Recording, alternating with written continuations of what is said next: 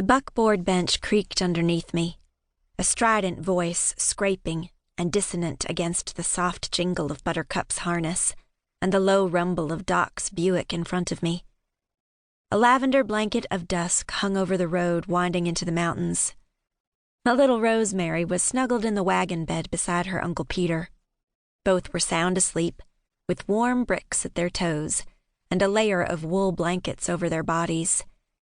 Even in May, the nighttime temperatures in Arkansas's Ouachita Mountains are cold enough to nip your fingers, especially up in the gorge. I buttoned up my knit sweater. It was a bit big on me, but it was warm, and I'd let down my hair from its usual bun, shielding my neck from the chill. Peter's one good arm draped over my little girl, protecting her from any real or imagined attack, just like he had the entire time he'd been back from the war.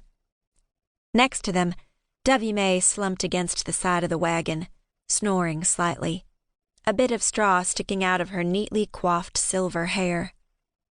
I was mighty glad Sam's ma had consented to going to town with us. Not only had she been a huge help in picking out supplies for Sam's return, but the fresh air had pinked her cheeks, and she'd entertained Rosie with her laughter. It was almost like the old Dovey May was there, strong and healthy. A mist from the earlier storm hung in the air and made me wish I was burrowed under a blanket, too. I should have asked Doc to handle the wagon up the switchbacks to the farm so I didn't have to. But, as usual, I was more worried about not fueling the gossips than what was best. Folks were going to talk, and it weren't worth a hill of beans to try and stop them.